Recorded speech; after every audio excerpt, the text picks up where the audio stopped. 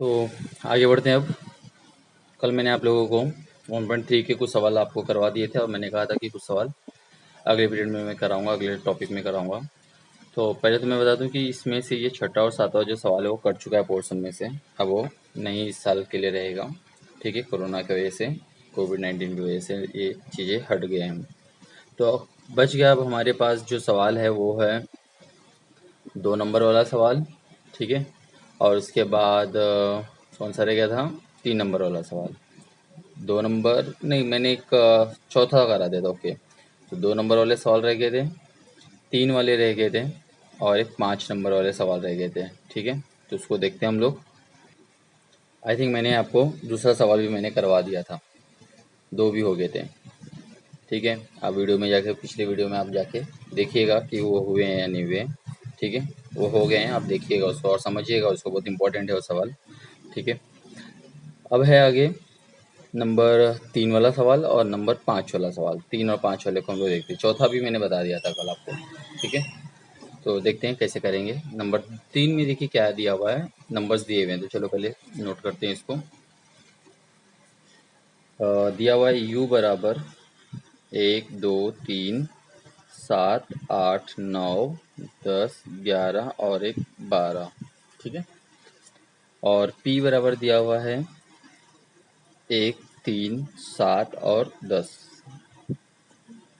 Okay, तो पहला सवाल यहाँ पे पूछा है यू पी और पी वेनाकृति में दर्शाओ। यू को, पी को और पी डैश दिया हुआ। डैश मतलब कल बताया था मैंने आपको, पूरक समुच्चय। तो चलिए, हमारे पास यू है, पी है। ठीक है, पी डैश नहीं है हमारे पास, मतलब कि पी पूरक नहीं है। तो पहले तो मैं पी पूरक निकाल दूं। कल मैंने आप लोगों को पी पूरक निकालना सिखाया था, पूरक संख्या कैसे निकालते हैं।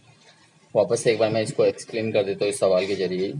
पूरक का मतलब होता है जो पी में नंबर है उसको छोड़कर इसके अंदर जो भी बचे हुए नंबर रहेंगे उसको लिखना है। आया बात समझ में? पी में जो नंबर है उसको छोड़कर जो भी नंबर बचे हुए रहेंगे उसको लिखना है।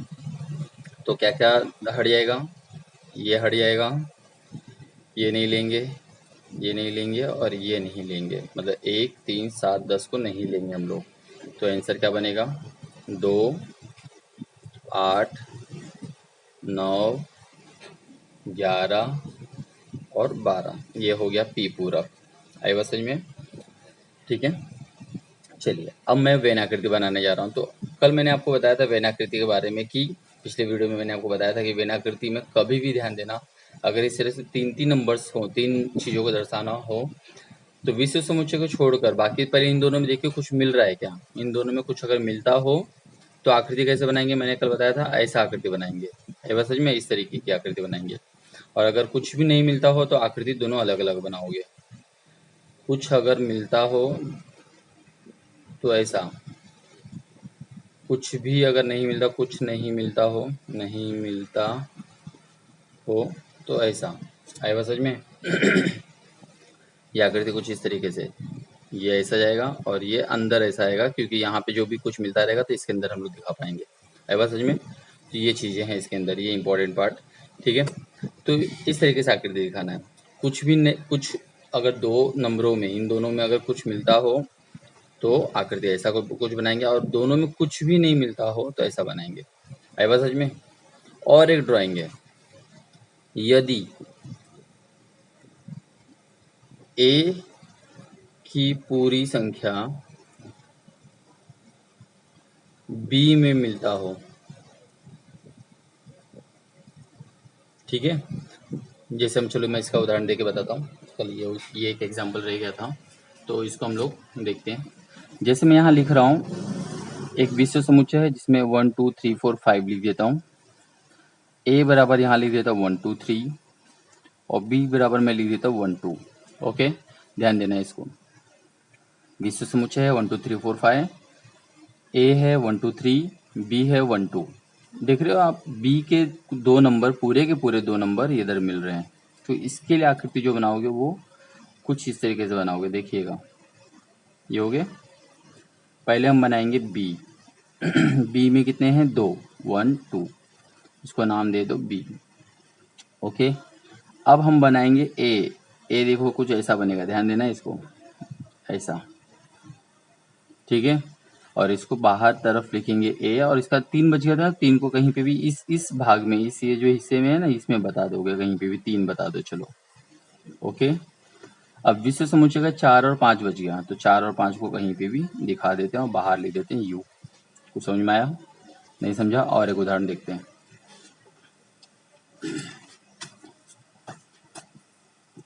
देखिए, जैसे कि मैं यहाँ लिख रहा हूँ विश्व समुच्चय बराबर ए बी सी डी ई, ठीक है, विश्व समुच्चय ए बी सी डी ई। उसके बाद मैं यहाँ पे लिख देता हूँ ए बराबर कैपिटल ए, जिसके अंदर है सी डी और ई, ओके। और मैं बी बराबर यहाँ ले लेता हूँ ई, ओके, समझा ये? तो अब क्या करेंगे हम लोग इसका, आप देखोगे कि यहाँ पे b का पूरा नंबर इसके अंदर है, b का पूरा नंबर इसके अंदर है। इसके लिए आकृति अभी जो बनाया था वैसा बनेगा। पहले हम बनाएंगे सबसे छोटे वाले को, b वाले को, मतलब जिसके अंदर एक अक्षर है। अब बनाएंगे a वाले को, इसके चारों तरफ ऐसा बना देंगे, ठीक है। और इसके अंदर कौन बच गया, c और d बच गया, तो c d, और इधर कहीं बाहर लिख देंगे a, ओके। अब c बन गया, d बन गया, e बन गया, तो इसमें क्या बच गया, ए और बी बच गए, तो कहीं पे भी ए और बी दिखा के बाहर यू। समझा? कंफ्यूज नहीं हो जाएगा, वीडियो को वापस से करके देखिएगा, दोनों सवाल समझ में आ जाएंगे आपको। पहला एक चीज जो छोटा है वो, उसके बाद उससे थोड़ा बड़ा, और उसके बाद उससे बड़ा, ठीक है।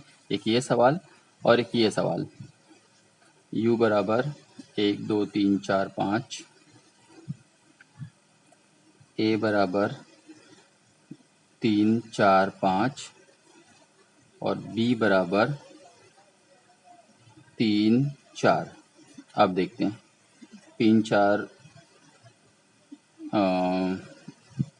एक 3 4 लेते, ठीक है। अब देखिए क्या फ़र्क है दोनों सवाल में, कंफ्यूजन नहीं होना चाहिए, पहले मैं आपको बता दूं। यहाँ पे क्या करोगे, यहाँ पे क्या था, देख रहे हो कि ए के बी के पूरे नंबर इसके अंदर मिल गए थे, पूरे आई बात समझ में, मैं पूरे बोल रहा हूँ। लेकिन यहाँ देखोगे कि बी के पूरे नंबर नहीं मिल रहे हैं, में कौन से मिल रहे, सिर्फ 2 ही नंबर मिल रहे हैं, समझे, कुछ नंबर मतलब मिल रहे थे। मैंने क्या अभी नियम बता के गया था,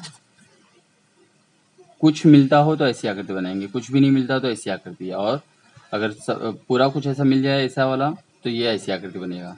तब यहाँ पे कैसे बनाएंगे हम लोग आकृति, कुछ इस तरीके की आकृति बनाएंगे, ये वाली आकृति, ठीक है। आप अच्छे से गोलाकार से इसको बना सकते हो, ये हो गया, ऐसा वाला आकृति बनाएंगे। अब क्या करेंगे, जो दोनों में पहले मिलता है उसको देखो कौन मिल रहा है दोनों में, 3 और 4 मिल रहा है दोनों में, आई बात समझ में। हम क्या करेंगे, 3 और 4 को अंदर लिख देंगे, जो दोनों में मिल रहा हो, समझे। तो जो भी मिल रहा हो यहाँ पे लिख दिया। अब यहाँ लिखेंगे ए, यहाँ लिखेंगे बी। अब देखो बी में कौन बच गया, एक बच गया है, एक को यहाँ लिख दो। ए में कौन बच गया, 5 बच गया, 5 को यहाँ लिख दो। आई बात समझ में, जो बचेंगे उसको बाहर, और जो दोनों में मिल रहा हो उसको अंदर, ठीक है। तो 1 3 4 5 हो गए। अब इतना हो गया। अब उसके बाद आप क्या करो, इससे मिलाओ, ये वाले में से क्या रह गया इसमें, देखो 1 तो हो गया, 3 भी हो गया, 4 भी हो गए, 5 भी हो गए, कौन बच गया, 2 बच गए। तो 2 को कहीं पे भी इधर बाहर की तरफ 2 लिख दो, और इधर बाहर लिख दो यू। एकदम सिंपल है, छोटे छोटे नंबर्स का खेल है ये। सवाल को अच्छे से समझना, उसको रिपीट करके देखना, तो आपको आराम से समझ में आएगा ये सब सवालों को।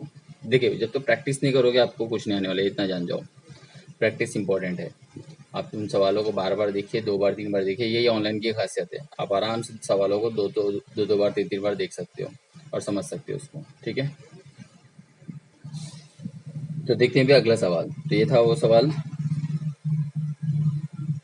अरे अभी सवाल रह गया है, अभी बाकी है वो वेनाकृति दिखाना बाकी है, मतलब इसी सिर्फ सवाल समझाया है, अभी वेनाकृति बाकी है, ठीक है। ये देखिए, ये भी मैंने हल किया था।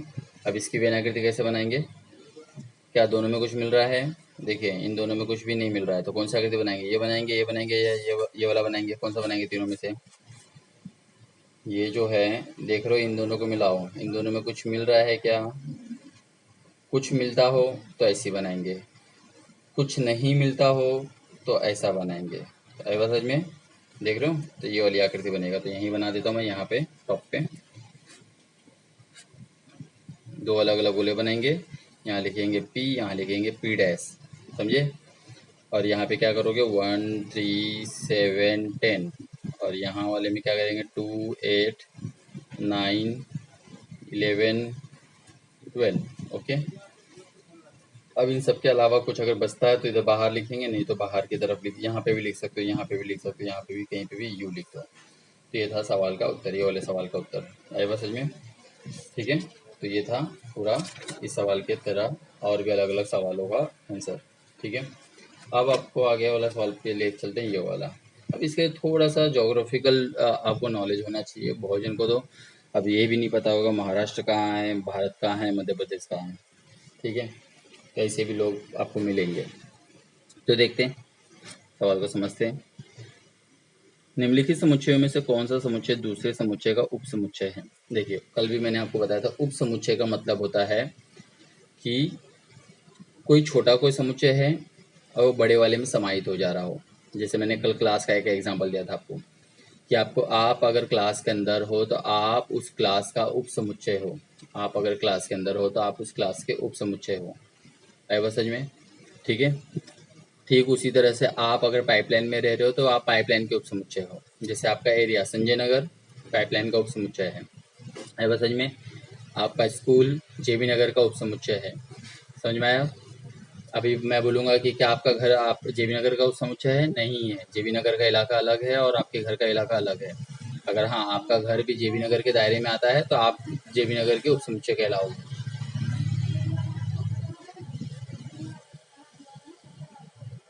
ठीक है, कि यहाँ पे भी यही हमें बताना है कि इसमें कौन सा समुच्चय किसका उप समुच्चय है। तो देखिए, यहाँ पे है, पहला है पुणे, इंदौर, महाराष्ट्र, मध्य प्रदेश, भारत। अब आपको पहले तो एक सिंपल सा, पहले एक जनरल नॉलेज में आपको बता दूं कि इंदौर मध्य प्रदेश के अंदर है। इंदौर जो है मध्य प्रदेश के अंदर है। पुणे महाराष्ट्र के अंदर है। आई बात समझ में। ठीक है, और इन सब, ये सब पुणे महाराष्ट्र मध्य प्रदेश इंदौर, ये सब भारत के अंदर है। आई बात समझ में। ये नॉलेज हो गया, ये पता चल गया आपको। अब कौन किसके उप समुच्चय आप सीधा सीधा बता सकते हो। देखिए, पुणे महाराष्ट्र का उप समुच्चय होगा, मतलब कि पुणे उप समुच्चय है एच के, पहला नंबर। आई बात समझ में। पुणे उप समुच्चय है एच के। नंबर 2, इसी पुणे को लेते हैं, ये पुणे भारत का भी उप समुच्चय कहलाएगा, क्योंकि सिंपल सी बात है, महाराष्ट्र अगर भारत के अंदर आ रहा है, आई बात समझ में, महाराष्ट्र भारत के अंदर आ रहा है तो पुणे भी तो भारत के अंदर आएगा, क्योंकि वो महाराष्ट्र में आ रहा है। समझे, तो पुणे भी भारत का उप समुच्चय कहलाएगा। आई बात समझ में। देखिए, जैसे मान लेते हैं भारत, ये महाराष्ट्र, ये मध्य प्रदेश, और ये यहाँ पे छोटा सा पुणे है कोई, और ये इंदौर है। तो सिंपल सी बात है, मैं आपसे सिर्फ इतना बोलूँगा कि क्या बताओ, पुणे महाराष्ट्र भारत में आ रहा है क्या? तो आ रहा है ना भारत में, ऐसा तो नहीं पुणे बाहर हो जा रहा है। ठीक है, ठीक उसी तरह से महाराष्ट्र भी भारत में आ रहा है। आई बात समझ में। तो यही चीज़ें यहाँ पे भी है, समझे। फिर दूसरा है इंदौर। इंदौर में, इंदौर मध्य प्रदेश का भी उप समुच्चय कहलाएगा और इंदौर भारत का भी उप समुच्चय कहलाएगा, समझे। फिर है महाराष्ट्र। महाराष्ट्र एच जो है उप समुच्चय कहलाएगा सिर्फ भारत का। आई बात समझ में, उप समुच्चय कहलाएगा भारत का, क्योंकि महाराष्ट्र पुणे और इंदौर से बड़ी बड़ी है और पुणे ही से उसमें आता है, तो ये हो गया।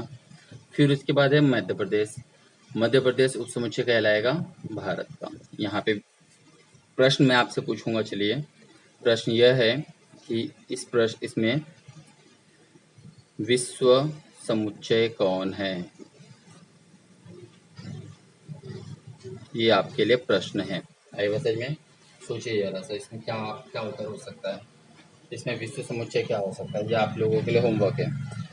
वापस से सवाल को समझा रहा हूँ, सुनिए अच्छे से, कंफ्यूज नहीं होइए। सिंपल सी बात है, जैसे मैं आपके घर का एग्जांपल लेता हूँ। चलिए, आपका घर, आपका चौल और जेबी नगर मरोड़ पाइपलाइन, ये दो चीज़ें। ओके, फिर से मैं समझा रहा हूँ, सुनिए। आपका घर, आपका चौल, जेबी नगर मरोड़ पाइपलाइन और आपका स्कूल। ठीक है, चलिए, मैं अगर आपसे बोलूँ कि बताओ आपका स्कूल जेबी नगर में आता है कि नहीं आता है, तो क्या बताएंगे? ऑफ कोर्स आता है आपका स्कूल जेबी नगर में, आई बात समझ में। ठीक उसी तरह से मैं आपसे कहूँ कि क्या आपका घर पाइपलाइन में आता है, तो ऑफ कोर्स पाइपलाइन में आपका घर आता है। ओके, यहाँ तक तो ठीक है। लेकिन अब अगर मैं आपसे कहूँ कि क्या आपका घर जेबी नगर में आता है, तो आपका जवाब होगा नहीं। क्या आपका स्कूल आपके पाइपलाइन में आता है, तो आपका जवाब होगा नहीं, क्योंकि दोनों अलग अलग चीज़ें हैं। लेकिन अगर अब अगला प्रश्न मैं आपसे कहूँ कि आपका घर, पाइपलाइन, जेबी नगर और आपका स्कूल मुंबई में आता है, क्या जवाब होगा? ऑफ कोर्स मुंबई में आएगा। क्या मुंबई से बाहर हो जाएगा? मुंबई में है ना ये सब चीज़ें। तो इस तरीके से हम इन सवालों को समझ सकते हैं, एरिया वाइज समझ सकते हैं। छोटा सा बस ध्यान रखो एक ही बात, सिंपल सा, कोई छोटा जगह कोई बड़े में आ रहा है तो वो छोटा जगह जो होगा बड़े वाले का उपसमुच्चय कहलाएगा। बस इतना सा आपको ध्यान देना है, ठीक है। तो देखिए अभी 1.4 की ओर बढ़ते हैं, और इस 1.4 में अब जो मेन इंपॉर्टेंट है अब वो ये वाला है, जैसे संघ पहचानना, प्रतिच्छेदन, पूरक तो मैं बता ही चुका हूँ। तो अब संघ और प्रतिच्छेदन दोनों को पहले छोटा छोटा तरीके से समझते हैं कि कैसे इसको हल करेंगे हम लोग। सवाल है अब यहाँ पे, ठीक है। उसके बाद हम बड़े सवाल की तरफ बढ़ेंगे। बड़े सवाल में क्या होगा, सब कुछ एक साथ पूछा रहेगा। अभी फिलहाल मैं आपको एक एक करके पहले इनको कॉन्सेप्ट समझाता हूँ। अगर मैं आपसे कहूँ संघ का निशान है यू, आधा यू, विश्व समुच्चय का निशान पूरा यू होता है, ठीक है। इसका निशान है आधा यू। अगर मैं आपसे प्रश्न ऐसा बोलूँ, ए संघ बी बोला जाए, आई बात समझ में, ए संघ बी, तो इसका मतलब हुआ ए और बी के पूरे नंबरों को मिला के लिख डालो। ए और बी के पूरे नंबरों को मिला के लिख दो। मैं थोड़ा यहाँ पे एक नंबर और ऐड कर देता हूँ, एक्चुअली यहाँ पे करना चाहिए था, जगह नहीं है इसलिए मैं इस तरफ डाल देता हूँ 7, ठीक है। तो ए संग बी में ए और बी के पूरे नंबरों को सीरियल नंबर से मिला के लिख डालना है। तो चलिए लिखते हैं, और जो नंबर 2 बार आएगा उसको एक ही बार लिखना है। अगर आप दोनों को मिलाने जाओगे तो 1 2 3 4 7 2 3, ओके, ऐसा हो जाएगा। लेकिन याद रखिएगा जो नंबर 2 बार आया रहता है उसको एक ही बार लिखते हैं। तो ये 2 को नहीं लिखेंगे और ये 3 को नहीं लिखेंगे, क्योंकि 2 और 3 पहले से लिख चुके हैं। बस इतना है ए संग बी, ठीक है। और उसके बाद अगर हमें कहा जाए ए प्रतिच्छेदन बी बताओ, ए प्रतिच्छेदन बी का मतलब होता है जो दोनों में सिर्फ मिल रहा है उसको लिखोगे। बताइए ए और बी में क्या मिल रहा है, ए और बी में सिर्फ 2 और 3 मिल रहा है, देख रहे हो, यहाँ लिखेंगे 2,3। बस ये था सवाल, ठीक है। और कुछ उदाहरण लिखे हम लोग देखते हैं। ए बराबर A B C D E, okay. B बराबर मैं यहाँ लिख देता हूँ C D F G F, हाँ ठीक है। चलिए अब मैं आपसे कहूँगा कि ए संग बी बताओ, तो क्या लिखेंगे हम लोग, दोनों को मिला के लिखेंगे, ठीक है, कंफ्यूज नहीं होना है बस सच में। तो A B C D E C D F G, पर मैंने अभी क्या कहा था, जो अक्षर दोबारा आया उसको एक ही बार लिखोगे। तो देखो सी पहले से ही है, 2 बार है तो एक ही बार लिखेंगे, ठीक है। डी ऑलरेडी है तो इसको भी नहीं लिखेंगे। मतलब एक्चुअल में उत्तर हमें ऐसा लिखना होगा, ऐसा कटपिट नहीं करना आपको। एक्चुअल में उत्तर A B C D E F और जी लिखना है। आई बात समझ में, ये आंसर एक्चुअल में होगा असली में। ऐसा काट पीट के नहीं लिखना है कि पहले इतना लिख दिया फिर इसको लिख दिया फिर बाद में काटो, ऐसा नहीं करना आपको। ये इससे आपके नंबर कटेंगे और गलत भी माना जाएगा। आपको इस तरह से लिखना है। और ठीक उसी तरह से अगर मैं आपसे कहूँगा कि ए प्रतिच्छेदन बी बताओ, तो ए प्रतिच्छेदन बी क्या होगा, जो दोनों में मिलता है वो। तो बताइए दोनों में क्या मिल रहा है, सोचिए जरा, 2 मिनट सोचिए क्या मिलता है दोनों में।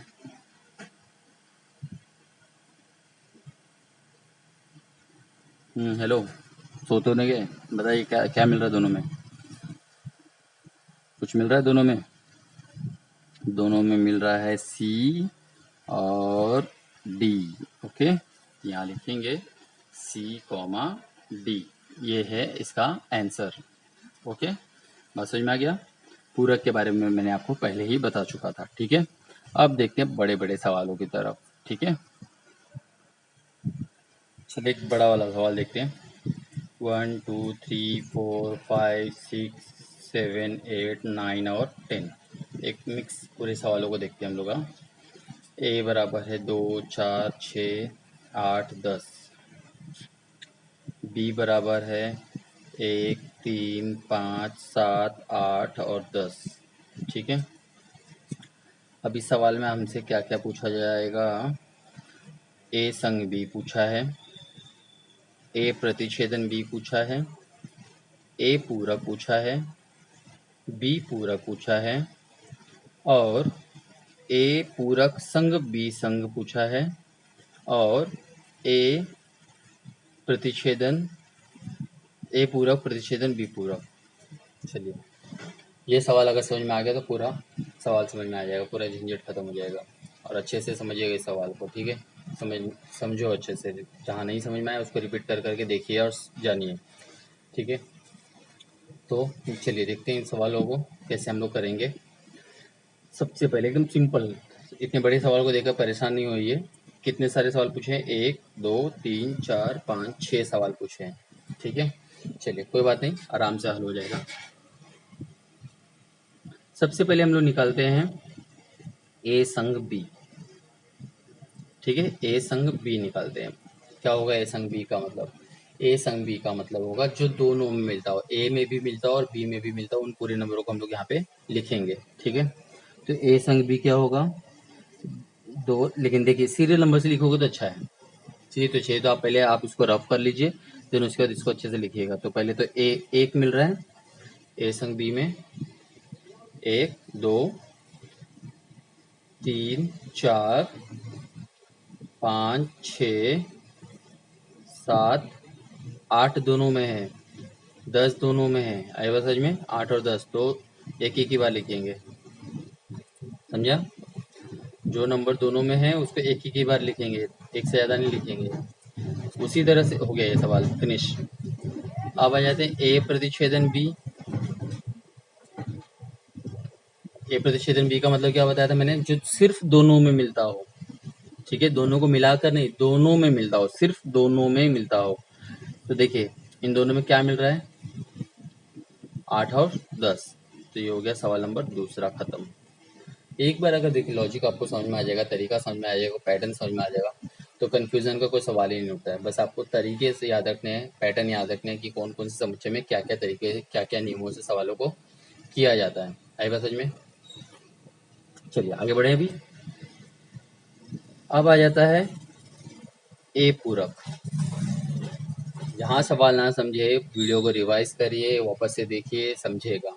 ऐसा नहीं है कि नहीं समझ में आएगा आपको। 10 बार 20 बार जितने बार चाहिए उतने बार देखो, यही ऑनलाइन की खासियत है। आप वीडियोस को आराम से रिपीट कर करके देख सकते हो। ठीक है, हाँ बस आपका मोबाइल का डेटा खर्च होगा थोड़ा, पर मैं उसके लिए भी तरीका बता चुका हूँ कि आप डाउनलोड कर लो, डाउनलोड करने के बाद आपको डेटा खर्च करने की जरूरत नहीं पड़ेगी। आई बात समझ में? तो ठीक है, सब डाउनलोड कर लिए होगे और डाउनलोड के बाद ही आप इसे देखिए तो अच्छा रहेगा आपके लिए। ए पूरक। अभी इस ए पूरक की तुलना हम लोग यू से करेंगे।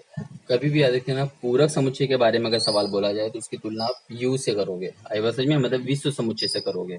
ठीक है, तो पूरक के बारे में मैंने क्या बताया था कि इसके नंबरों को छोड़कर जो नंबर बचते हैं वो लिखना है।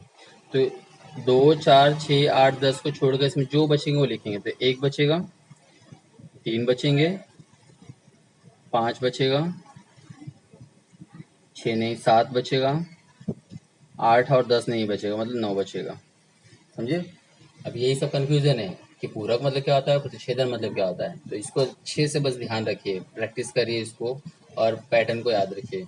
पूरक में मैंने क्या किया है, ए वाले नंबरों को छोड़कर जो नंबर विश्व समुच्चय में बच रहे हैं उनको मैंने लिखा है। आए बात समझ में? ठीक उसी तरह से बी पूरक को भी लिखते हैं हम लोग। बी पूरक में क्या करेंगे, बी वाले नंबरों को छोड़कर, ये जो बी वाले नंबर है ना, इनको छोड़कर विश्व समुच्चय में जो बचेंगे उसको लिखेंगे। तो क्या क्या छोड़ेंगे हम लोग? 1 छोड़ देंगे, 3 छोड़ देंगे, 5, 7, 8, 10 को छोड़ के बाकी सब। तो 1 को नहीं लिखेंगे, तो कौन है? 2 होगा। ठीक है, 2 के बाद 4 होगा, 5 नहीं होगा, 6 होगा, 7 नहीं होगा, 8 भी नहीं होगा, 9 होगा और 10 तो होगा ही नहीं। तो ये था ए पूरक बी। ओके, नेक्स्ट आगे बढ़े? बढ़े नहीं बढ़े? आगे बढ़ते हैं। चलिए, अब हमसे सवाल पूछा गया था ए पूरक संग बी, बी पूरक संग बी पूरक। ए संग ए पूरक संघ बी बी। सिंपल है, यहाँ आप परेशान होने की जरूरत नहीं है। अगर आपने ये संघ कर लिया तो इसको भी करने में कोई दिक्कत नहीं। हमारे पास 2 नंबर आ गए हैं। अब इन दोनों से देखिए, दोनों में को मिला के लिखना है हमें। आए बस समझ में, इन दोनों को मिलाकर तो कौन कौन है, 1 होगा, 2 होगा, 3 होगा, 4, 5, 6, 7, 9 नहीं होगा, 9 एक ही बनेंगे, 9 होगा, 9 एक ही बनेंगे, 2 बने बस।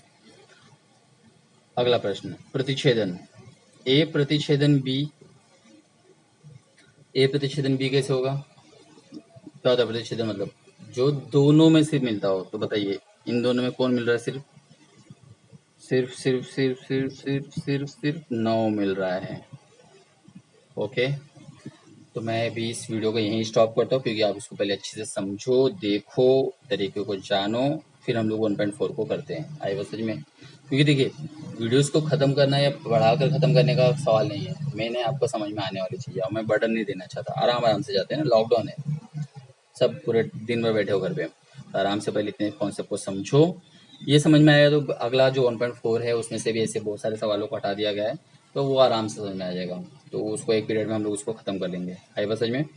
ठीक है, जहाँ कहीं भी डाउट रहेगा तो यूट्यूब पे भी आप कमेंट कर सकते हैं। यूट्यूब की वीडियो वहाँ पे नीचे कमेंट ऑप्शन है, उसमें भी आप कमेंट करो। ठीक है, आई बात समझ में? या फिर आप मुझे व्हाट्सअप करो, कॉल करो, या जैसा भी है उसके फ़ोटो भेजो। ठीक है, और वीडियोज़ अगर अच्छा लग रहा है तो उसको लाइक ज़रूर करो, और हो सके तो सब्सक्राइब भी करो, जिससे कि आपको नोटिफिकेशन आता रहेगा। ठीक है, आपको पता चलता रहेगा जब भी मैं अगले वीडियो को डालूंगा, तो आपको इसके बारे में पता चलता रहेगा। ठीक है, चलिए बाय।